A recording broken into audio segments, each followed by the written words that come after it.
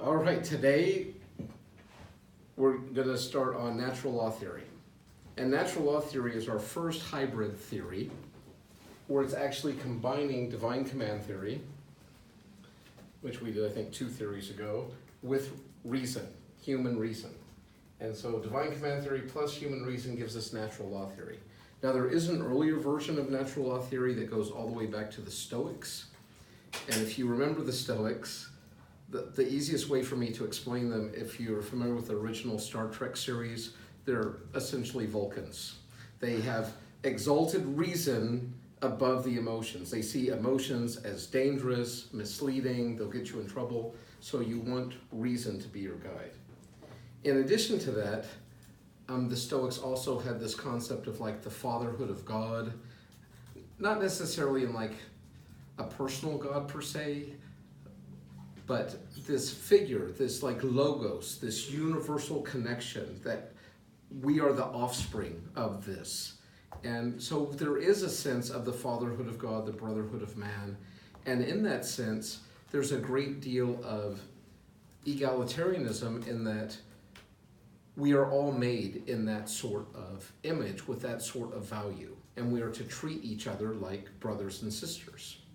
Now, that does not mean they did not have a hierarchy. In fact, I would say they had like a full-on caste system where there were slaves and emperors, different roles for men and women, for different roles in society. And the way the Stoics viewed it was, you need to find contentment where you were at rather than looking for it somewhere else. And if you remember the Mark Twain story, The Prince and the Pauper, and just a nutshell version of it, you have the street urchin looking up in the palace seeing this young man in fancy clothes, all these attendants, soft bed, all the wonderful food he can eat, and he's thinking, man, if only I could be in his shoes, I would be happy. Meanwhile, the prince is looking out his palace window and seeing the street urchin saying, oh, if only I didn't have all these responsibilities and duties and expectations and could be free like that street urchin, then I would be happy.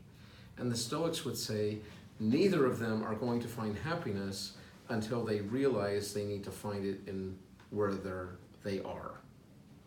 And even when I went to that really conservative school back east, they had little Stoic sayings all over campus. They had scripture too, but it was often hard to tell what was from scripture and what was from the Stoics. I remember in front of one blackboard, back when we still had blackboards, it said, you do not find happiness looking for it, you stumble upon it on the road of duty.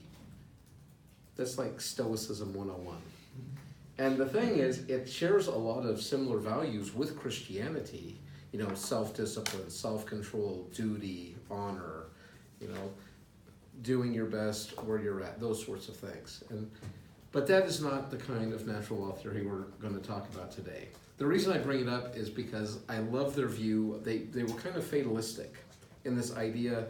They pictured fate or predestination in Christian terms, kind of like this cosmic cart moving through time and space, and we are lashed to the back of it.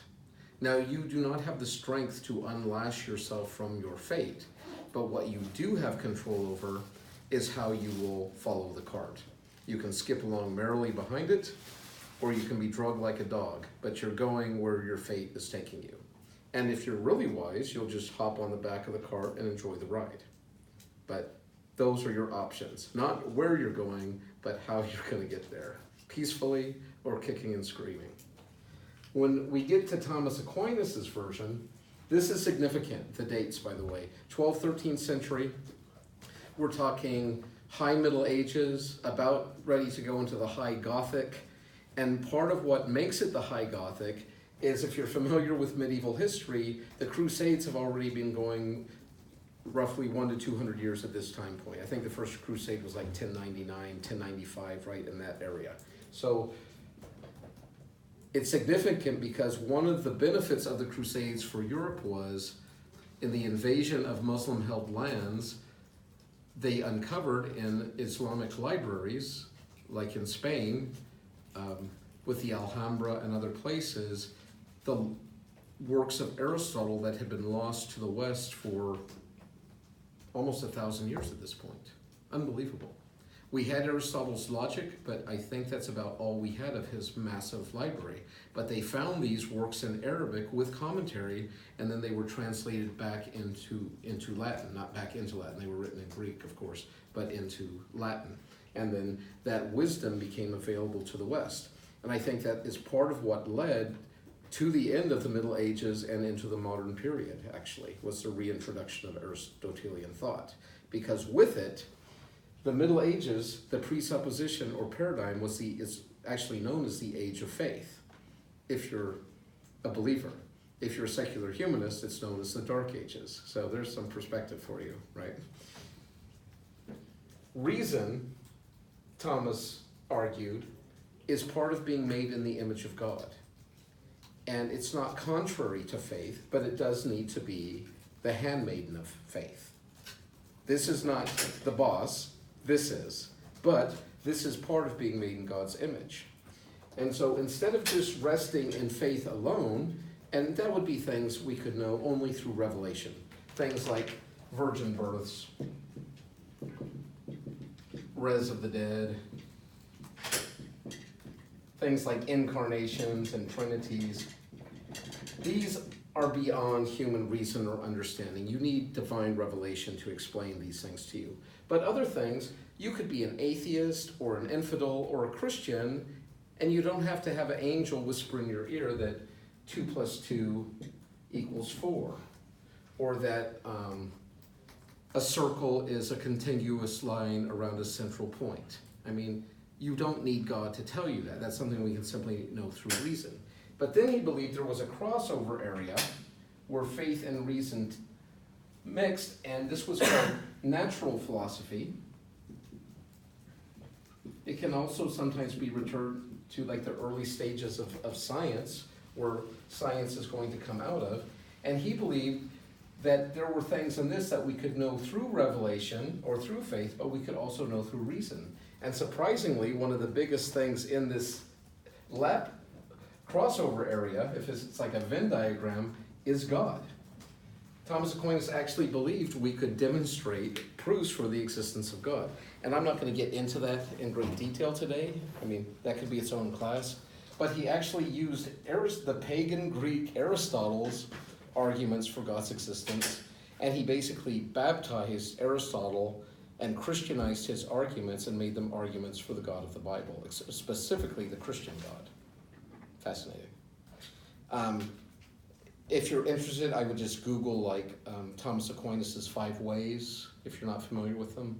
But in a nutshell, it would be cosmological argument, that's cause and effect. Like the definition of inertia. Objects at rest tend to stay at rest, objects in motion tend to stay in motion unless they're met by an equal or greater force. So if you see something rolling, you can automatically say, what caused this to roll? You can say, well, Fred did. Well, what caused Fred to roll? His parents did. And if you had good fundamentalist Baptist parents like I did, and you ask, where did we come from? They'll take you all the way back to the garden, which is great fun as a child, right? And I'm still fine with it. Even with the whole Eve coming from a rib, because you still have that cause and effect. And even Adam, he didn't have a mother and father, but he was formed from the dust of the ground. But then when you ask, where does God come from? You get a very disturbing answer, especially for a child, when the answer is God didn't come from nowhere, he always was. But that's how Aristotle saw God too. And I'm not saying he was talking about the God of the Bible or Yahweh, but he certainly wasn't talking about no anthropomorphic Greek God either. This was a very high, beyond the imagination of the Greeks. Same with Plato, I would say. Anyways, one of his names for God was the uncaused cause, or the prime mover, the unmoved mover. It's like God sets everything, almost like the original domino flicker. He flicks and sends everything into motion, but nobody flicks God, nobody sets God into motion. Okay? Love it. And you can see how easily you could incorporate that into a Christian argument, as well as whatever Aristotle was arguing for. Another major one is the teleological argument. Teleos is like design or purpose. So when you look at salt crystals or the geometry of a wildflower or the galaxies or those sorts of things, it implies a designer. And remember, I told you the Greeks word for cosmos literally means order. And so they were seeing order there, which implied an orderer. He also makes arguments from like conscience, a sense of right and wrong, these sorts of things. And very good. You see a lot of those echoed in different iterations by different Christian apologists throughout the years. But that's all I really want to say about that for now. Anyways, so he's a big fan of divine command theory. He sees the scriptures as authoritative. He also sees the Catholic Church as authoritative. And remember, more authoritative than the scriptures. They're not Protestant evangelicals. So you have the church, the Pope being the head of the church, the vicar of Christ on earth. Then you have things like spiritual authority, the Holy Spirit, the Holy Scriptures. Obviously, we have the incarnation and these sorts of things, which creation, these all reveal to us things about God. And so he's taking divine command theory, but he believes because we were made in the image of God, God being the most rational being in the universe, part of being in his image is to have reason. And we can use that to the glory of God. And so this is how he's going to go about his theory. And so he starts his theory by observing both what the church and scripture and the church fathers have told us and using human observation and reason. And so he begins by saying that there is divine law, which is intended to have us do good and avoid evil, divine law. And under divine law are universal laws that apply to all people, all places, all times, all things. But I would think even more than just people. I mean, who knows what's going on in other parts of the cosmos, right? This is big. God, universe, and then we get down to natural law. And this is the theory we're actually going to be discussing.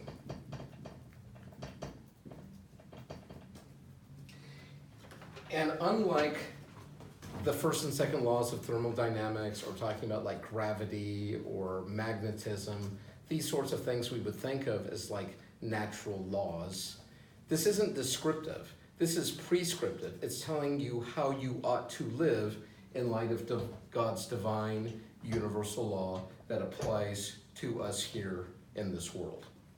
And then, we won't spend really much time on this, but under natural law would be human law, or laws, which try to put into practical practice the things discovered through natural law. All right? I have a quick question. Yes. How would you differentiate divine and universal law? Or were you talking about the same thing? He has them divided that way, and I'm not sure exactly the gradation on that for you. I'm sorry. Okay. I do have an Aquinas scholar that I have got a list of questions, and I will add that to my list, because that is a curious thing, like, yeah, why isn't that the same? I get the difference between these, but yeah, those do seem, I couldn't distinguish them. So what Aquinas did is, he's looking at what the scriptures say, like divine command theory, but then he's also using his own great intellect, and this guy had an intellect to try to look at how should we then live? What is the right way to live in light of God's commands and the reason he's given us to help us navigate? And what he came up with was 4 rights. And these aren't just like rights as in privileges, these are also obligations and duties. Kind of like expectations. And every human being has these. I think this is part of that universal piece.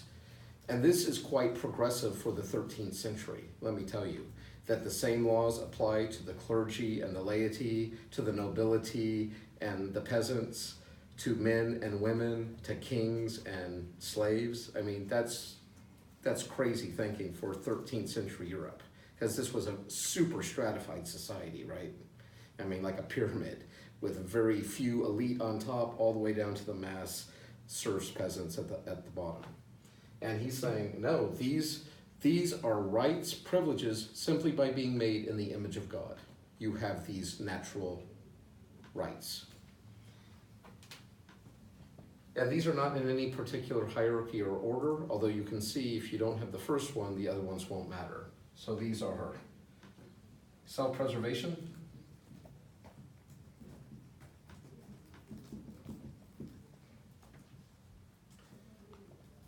procreation,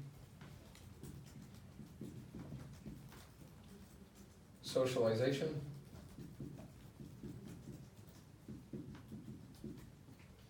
and education.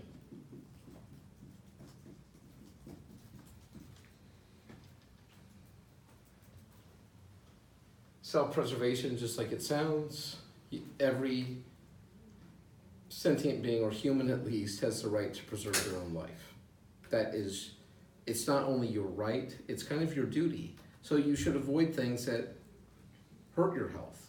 Like if you have bad habits that are, like if you have too much cholesterol, or you're not exercising enough, or you're bringing carcinogens into your body, or you're into extreme sports that are like maiming you and bringing you to near-death experiences, you might need to smarten up and realize, hey, this is not just a right to preserve my life, it's a duty, it's an obligation. Procreation. This is part of how we were designed and made, to reproduce. Socialization. Unless you're a hermit, you weren't made to be an isolated creature. You were meant to be around other human beings. And education. We were made curious, to grow, to learn, to explore. This doesn't mean free public education. That's a rather modern concept. But it does mean you're not supposed to keep other people intentionally ignorant, or to block them from developing or exploring or growing as individuals. Any questions on these?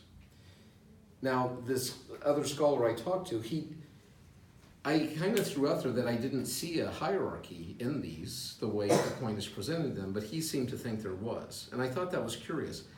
But his hierarchy wasn't necessarily on what these things were, but it was related to self-sacrificial, or esteeming others over yourself. He seemed to think had more priority than things that were self-serving.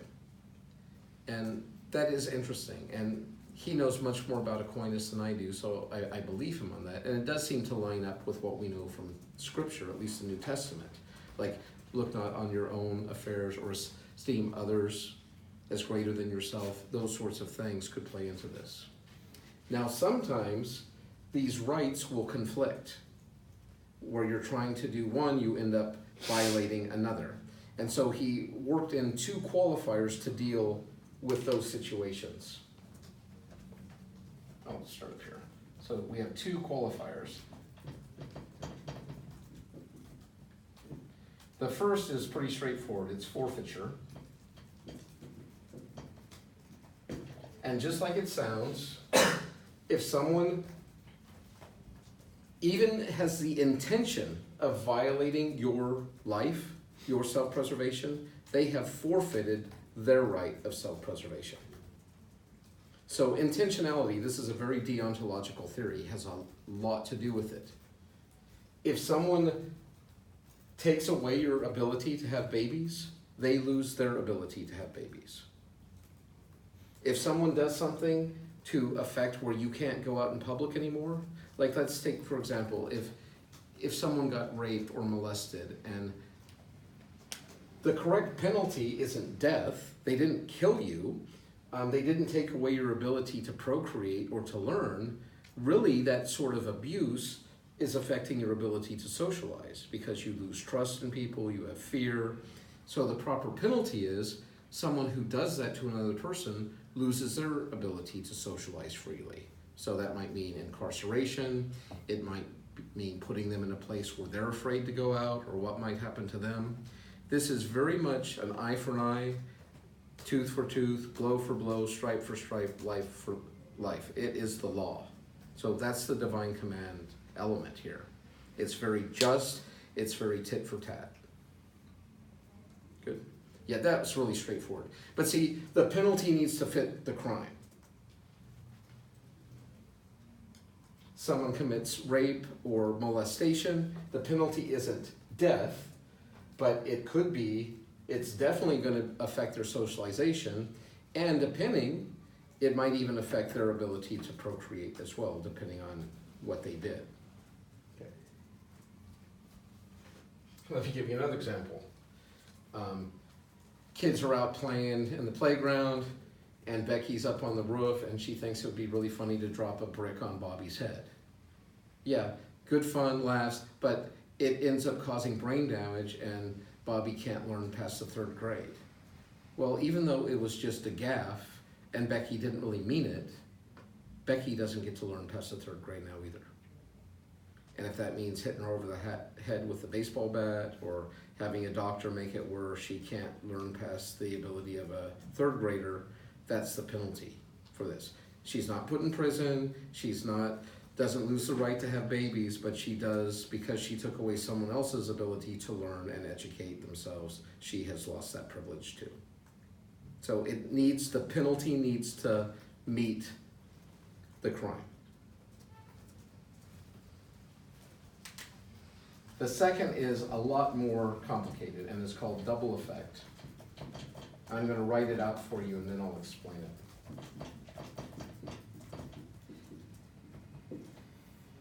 If in order to do good,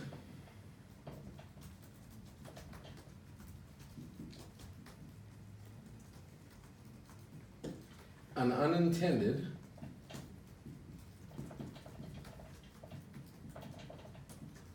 please double underline that one. This is so key to this theory. If in order to do good, an unintended evil is also accomplished,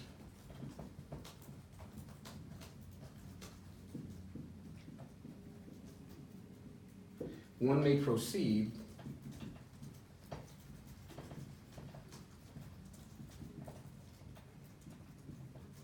Is that right, or is it double ED?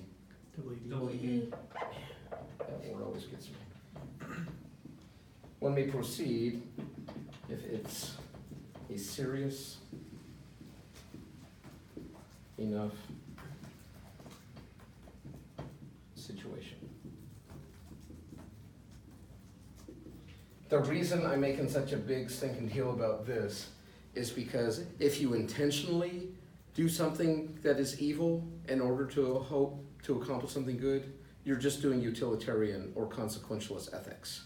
And so many people, because of our culture, they can't even read this in a 13th century way. They read it in a utilitarian modern way. And that is not this theory. And please, please. So if it's unintended, does that mean they had no knowledge of it? No.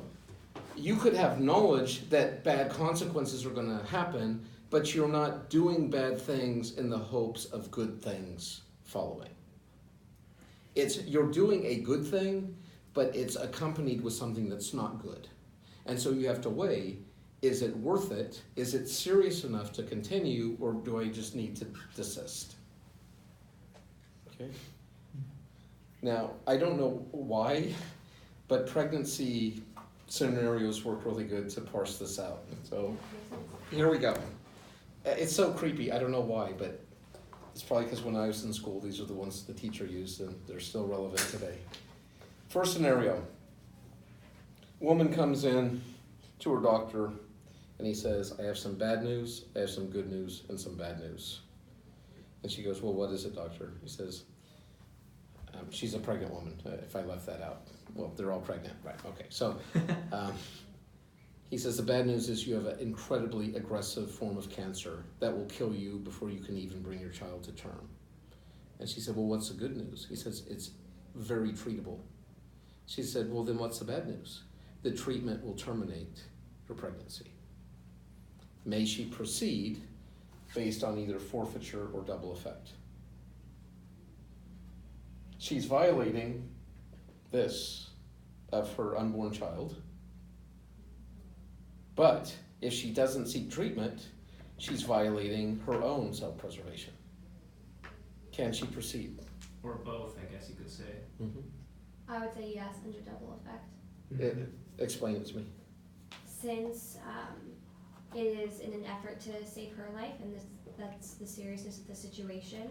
Correct. Treatment of cancer, even though it causes the unintended evil of killing the child, the theory would say that that's proceedable. Spot on.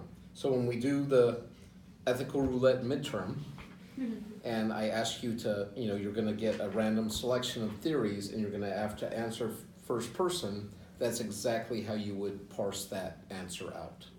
And that is absolutely correct. Okay, let me give you another one. In this case, we have like a 17-year-old pregnant girl. She's not married, but she's a good girl. She wants to go to prom. She's trying to get her life together. She wants to socialize, maybe find a dad for her unborn child. But she has debilitating acne, where she doesn't even want to go out of the house. So she goes into her dermatologist and he says, it's wonderful, we have this treatment called Accutane that can literally have you cleared up by prom. But if you're pregnant or thinking about getting pregnant, you need to know it could cause permanent debilitating birth defects on your unborn child. May she proceed with the treatment? You're assuming she's pregnant at this No, point? she is pregnant. These are all pregnant scenarios. Well, her condition isn't permanent. It isn't like a permanent condition, and it's just like this one event, whereas she could be ruining the life of her unborn child. So I'd say that would be in violation of double effect, and she would be punished under forfeiture. Yes. It's not serious enough. One night of socialization is not worth ruining your child's entire future of socialization because you've disfigured them. Does that make sense? Okay, one more. And this one I think you kind of have to throw Aquinas a little bit of a bone on, because 12th, 13th century, it shows how some of these can be dated. Because this one, it has to do with a tubal pregnancy. A woman goes in, she's been wanting to have children, finds out she is pregnant, but it has not moved out of the fallopian tubes, and it will not come to term, and it will kill the mother if something's not done. May she proceed? May she have the zygote removed from her fallopian tubes? Isn't this the same situation as the first one? Mm-mm. No. How's it different? The child is the cause of the woman's death. So the unintended evil would be killing the child. But see, it's not unintended. You are intentionally killing or removing the zygote to save the mother. So it's not the cancer killing the mom, it's not the Right, cancer. it's not the medication treating the cancer that's killing it. Removing that zygote or fetus is the direct means to saving the mother, and you cannot do that with this theory. Now, why I say I'm willing to throw him some slack here is in the 12th, 13th century, you could pray for a miracle or the woman would die. Those were your two options. You couldn't go in and do surgery or things like that. I mean, there might have been some midwifery tricks to help with some sort of early abortion or something like that, but as far as like a medical surgical procedure, that wasn't happening at this time. And also medically at the time, they may not know that that was the Right. cause of the woman's death. They or may a not have even factor. known. They wouldn't have known the pregnancy. They just knew something was wrong, she was in pain. Yeah. And so I think if Aquinas was maybe living in the 20th, 21st century, it would be fair to offer him a third qualifier for modern medical advances. I've just never thought about trying to work that out myself, because I think this is an interesting theory, and I think it's a good theory to know, especially if you come from a Catholic background, because this had so much influence on Catholic thinking, ethics, and mores, and in turn, it ties in so heavily even into our own laws and the way we determine cases here in the United States. It's amazing, the influence. Like, think about how important intentionality is in our laws. It's just not what you did, it's like why you did it. Intention can change something from manslaughter to first-degree murder. It can turn something into bullying to a hate crime. I mean, we're really big on intention in this country. And I think a lot of it has to do, we still have strong deontological elements, even though there's a lot of utilitarianism in our society. Mm-hmm. So let's plug some of these in to some classic ethical dilemmas. You're hiding Jews in the attic. The Nazis are knocking at the door. Are you hiding any Jews? What does the natural law theorist say or do?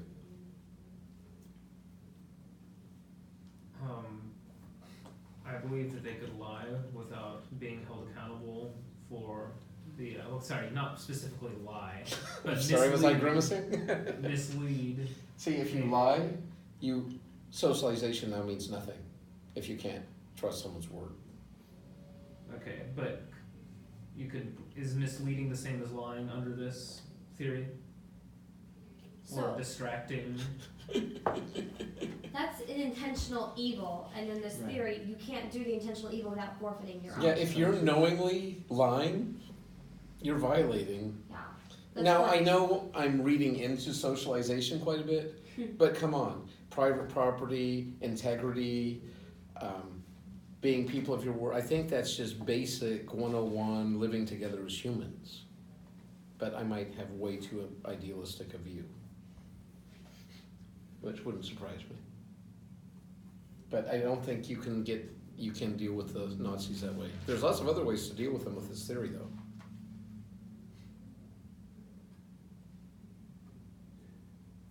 What about the qualifiers? Do those help you out?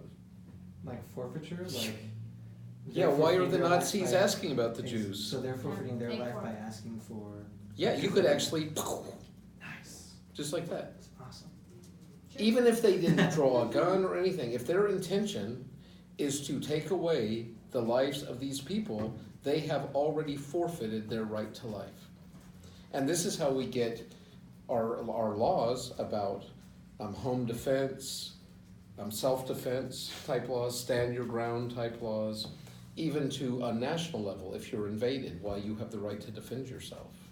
Because people have forfeited their same rights because they're trying to take away yours. Okay? Fascinating. And I think you could even massage that out to say, you forfeited the right to me to treat you sociably, so I'm gonna lie to your face. Or if they lie to you about why they wanna know if Jews are there, then you can lie to them whether or not you have them. Weird. Convenient. Yeah. So that's kind of trippy to think about in those terms. Pretty too complicated to figure. Do you out. guys have any ethical dilemmas we could plug in here?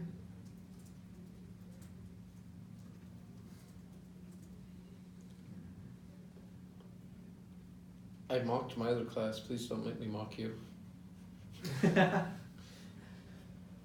I told them, oh, I forgot you're postmoderns. You don't have ethical dilemmas. Oh. I have like 20 ethical dilemmas before I leave the house every morning. Where did these shoes come from? Who made this shirt? Am I exploiting children? I mean, I just freak out about everything from where my milk came from what kind of gas I'm using to, it's just, everything can become an ethical dilemma if you peel back enough layers and really ask the questions. How did this get here? Do I really need this? How is this affecting my carbon footprint? I mean, you could just go on and on and on. I'm trying to think of one that we haven't covered. Let's see what we have here. Let me just give you the general life raft scenario. That's a classic, right? Yeah. You got a life raft that holds 6, you got 7 people. How are you gonna answer that as a natural law theorist? Who gets to go in and why? Well, I don't think any of the solutions can involve someone throwing someone else overboard. Correct. Because that would be intentionally Correct. committing the evil. So either someone has to volunteer in that case. Or maybe they could draw lots. You can't volunteer. No, you can't because then you're volunteer either. violating your own self-preservation. See, that's what's so freaky, because we see that as a culture as such a noble thing, right? Yeah. Or even as a Christian virtue. You know, what greater love than to lay down your life for your friends? Natural law theorists can't do it. So you can't even bring it up. You can't even draw lots. No. Maybe. That's such a weird. That's such a weird. Maybe because then it's kind of like a fate thing, right? It is because you're not. I mean, You're not taking away anybody's, but you're involved in almost like this gambling for self-preservation. So we'd probably have to massage it a little bit more, but I think you could get there. Okay. What I What was if they thinking, resisted after drawing lots, though? Could you then not? yeah, I don't think so. Oh gosh, seriously. That would be What I was thinking is maybe you could do like sort of the lot thing, but not that one person isn't going, but you have 6 people in, 1 person out, holding onto the side at like 10-minute increments. Yeah, that's a good. And that way everyone gets that chance. Not one person is like, oh, you're not strong enough or smart enough or fertile enough to go with us to the desert island. Everyone's humanity, made in the image of God, is protected, but all are sharing in the risk of sharks or whatever in the water for that period. Mm-hmm. Or if someone tried to throw someone off the raft, they would lose their place. Or if someone That's got true. eaten by the sharks, then you're good to go. You don't have to keep round robining it. How would you choose who goes first, though? I bet you could do that with lots or something. Yeah. Or maybe Lots someone wrong. could volunteer that because they're not volunteering to kill themselves.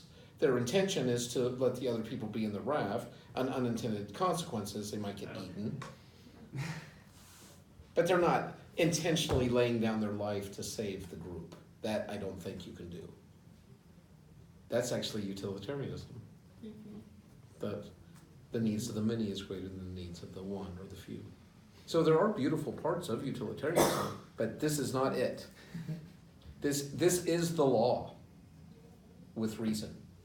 So it has all the pros of divine command theory, but also the same weaknesses. But it also is coupled with the strengths and weaknesses that come with reason. What would be the downside of a reason-based theory? People aren't reasonable. Well, I say that tongue in cheek. People aren't reasonable, but What do we call the misuse reason of is reason? reason is imperfect. Yes. Like nobody's reason is going to be not reason doesn't necessarily have to be exactly the same from one person to the next, and Unless you're especially Kant. if you're interpreting divine command theory, like God's commands, Yes. then Yeah, who gets to interpret that, right? and what do they mean? Yes. What do we call the misuse of reason? Like a saying. It's a word. That means the misuse of reason. Illogical? Rationalization. Oh, okay. Oh. Huh. Oh yeah, yeah. Okay. You're not wrong. And unfortunately, reason-based theories are subject to rationalization. In my earlier class today where this came up, one of the young women said,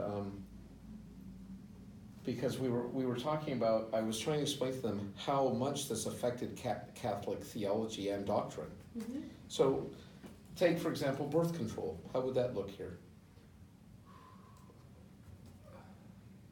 This is why the What Catholics. do Catholics believe That's why about Catholics when said life no birth begins? You can't. No Catholics contraceptives. don't do birth control. No birth control. or Because- abortions. Direct violation. So how does Thomas Aquinas, who's a celibate monk, justify his celibacy?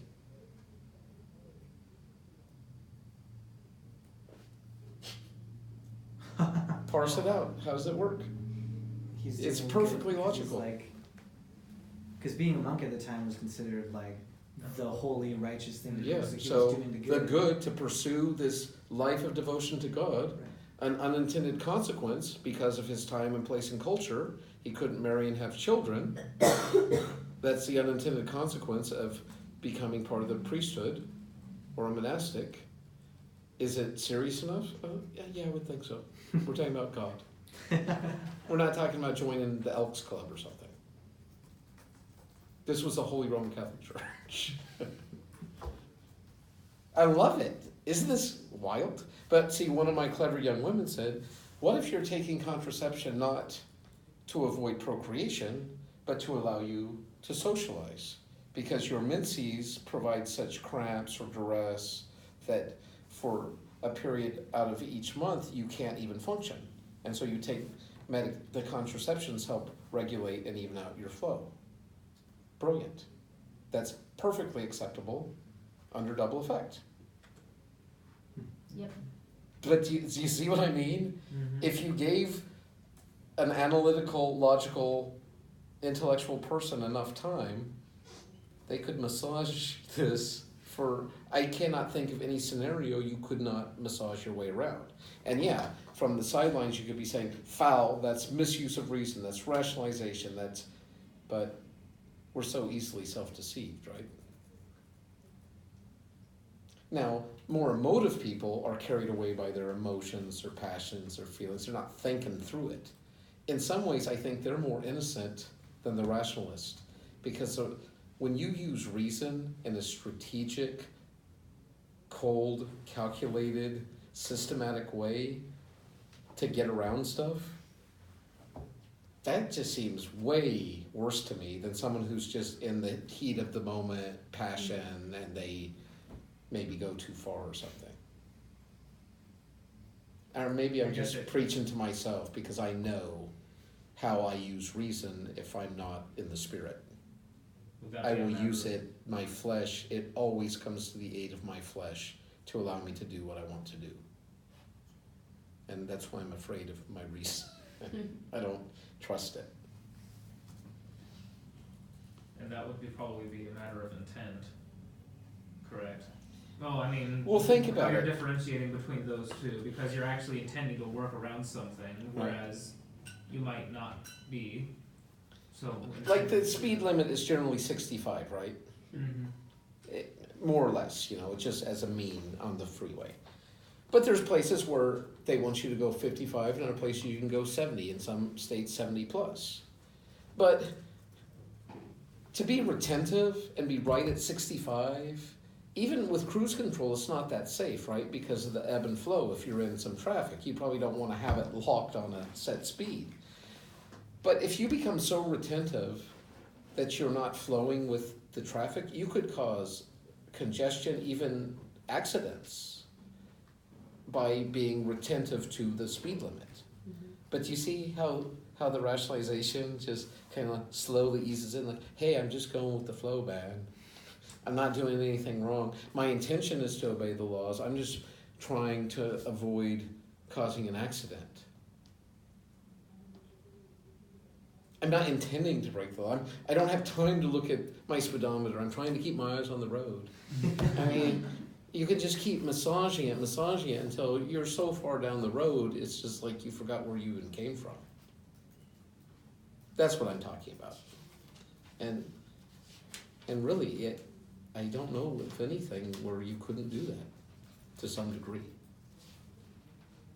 And maybe you guys don't do that with your reason. Maybe I'm just a bad seed, and that's just me. But I'm constantly having to put my reason in check and say, no. Sometimes I just yell in my room like, no. That's rationalization. Stop it. Stop going down that path because you're just trying to get around some obstacle to whatever. Well, that's pretty much it. If you're like, especially if you're a Christian of some flavor and you have a more analytical rather than a more emotive type disposition, this might be really appealing to you because it gives you God and reason too. It's kind of a neat 1-2 punch. And it's stunning to me how these 4 qualifiers cover so much. I mean, almost any ethical dilemma you can think of, you can plug into those. From the 12th century, 13th century, it's crazy. What about same-sex marriage? Procreation. Yeah, Valid. clouds without rain. It's a euphemism. No children. So, what is sex for? By this area would be for creating. Yeah. Well, for procreating. And see, you got to give whether you're Catholic or not, I think you have to give them the moral high ground on this one. Mm-hmm. Because I actually believe there's a direct link to Protestants' acceptance of contraception and it leading to this debate on same-sex marriage. And you might say, Blackburn, how could that possibly have anything to do with each other? Because it has to do with the very intent of sex, of human marriage. And once you turn sex into a recreation activity instead of a creative act that could bring an immortal soul into the world with eternal consequences, do you see the difference? When it's not just like playtime with your significant other, but it's like this is a sacred moment that could bring an eternal soul that will spend eternity in heaven or hell. It's not just, recreation at that point. And don't get me wrong, I'm not saying you can't have sexual relations with your spouse just for physical or emotional pleasure or closeness, but when you take that eternal, sacred aspect out of it, I think it really does diminish or cheapen it. But see now, if you say, no, Blackburn, there's almost 8 billion people on the planet, get a grip, contraception's a good thing, it's a gift from God. But see now, sex isn't about procreating, it's about pleasure. And marriage is no longer about raising children and bringing them into the world. And so now where do your arguments go against same-sex union once you take procreation out of the picture? That's the logical progression I see. I think you lose your moral argument for opposite-sex unions once you take the purpose of marriage and family, or of sex and family, out of marriage. And you don't have to agree with me, it's just, I think that's a connection. Any other pros or cons? Like divine command theory, no grace, no mercy, no forgiveness. So Billy and Johnny are throwing dirt clods at each other in the yard because it's fun watching them explode on each other. Johnny didn't know there was a broken piece of glass in his dirt clod, and when it put out Billy's eye, they were both really sad. But what's the consequence? Johnny loses an eye, and Billy's like, no, I don't want Johnny to lose an eye. It doesn't matter. You lost an eye, Billy? Johnny's losing an eye. So would that make this theory both intent and result oriented? Oh, yeah. Wow, I didn't think about it like that, but yeah, it does have deontological as well as teleological or consequentialist aspects. Wow. Because, and that's where I don't understand, and when I talk to this Aquinas expert, I'm going to bring this up as well. Let me give you this scenario. Two buddies are out, chainsawing brush in the backcountry, and one of them, the chainsaw kicks back and hits him in the thigh, and he's starting to bleed out. So his buddy throws him in the truck. They're racing down into town to try to get him emergency care. And because of the intention to save his friend, he's not really following the traffic laws and those sorts, which are human laws. They're not even this status, but they're meant to provide this, right? Speed limits, stop signs, stoplights. His intention is good to save his friend, but he unintentionally runs over a little old lady in the crosswalk. What happens? I mean, he would be. Hold on a second. That's a huge mess, because it seems to me like even though he's covered by double effect, he still killed someone. And I don't see how you get a pass. But see, then that takes me back to the woman taking the medication. Her intention wasn't to kill the child, but a child still dies. And so I'm a little fuzzy on that piece. Because the counter argument, of course, is the road to hell is paved with good intentions. You could have the best intentions in the world and do horrible things. Even unintended horrible things, but you're still doing them. And I don't think you get a pass in this theory for doing horrible things.